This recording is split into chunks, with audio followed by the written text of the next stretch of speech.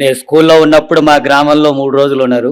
ఆ తర్వాత చనిపోయే కొద్దికి ముందు ఆయనను దాదాపు ఈ తెలంగాణలో సామాజిక న్యాయం సాధించాలనేటటువంటి లక్ష్యంతో ఏర్పడ్డటువంటి టీమాస్ ఉద్యమంలో ఆయనని అన్ని జిల్లాలని అనేక నియోజకవర్గాలని అంతా కూడా తిప్పేటటువంటి క్రమంలో కలిసి ప్రయాణం చేశాం.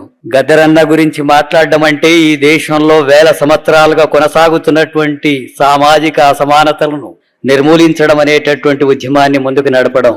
గద్దరన్న గురించి మనం ముందుకు సాగాలని చెప్పి అనుకుంటే ఈ దేశంలో కొనసాగుతున్నటువంటి దోపిడీ వ్యవస్థకు వ్యతిరేకంగా పోరాటాన్ని కొనసాగించడం.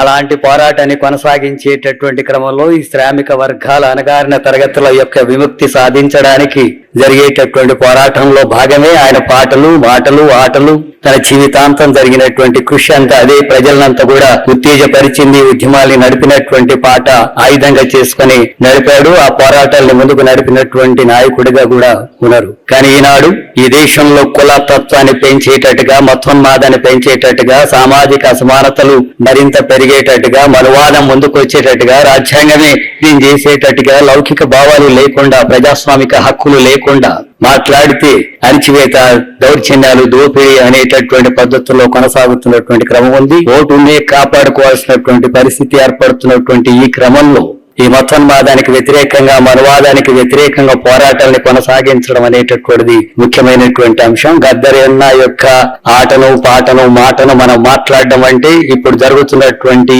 అణచివేత, దోపిడికి, మనవాదానికి వ్యతిరేకంగా జరిగేటటువంటి పోరాటంలో మనం ముందుకు నడవడం, ఆ రూపంలో ఆయన ఆశయాన్ని ముందుకు తీసుకెళ్లేటట్టుగా కృషి చేద్దామని తెలియజేస్తూ, గద్దరన్న ఫౌండేషన్ కి ప్రభుత్వం ఇస్తామన్నటువంటి భూమిని తప్పకుండా ఇవ్వాలనేటటువంటిది సిపిఎం పార్టీ రాష్ట్ర కమిటీకున్న కూడా ముఖ్యమంత్రి రేవంత్ రెడ్డిని డిమాండ్ చేస్తా ఉన్నాను.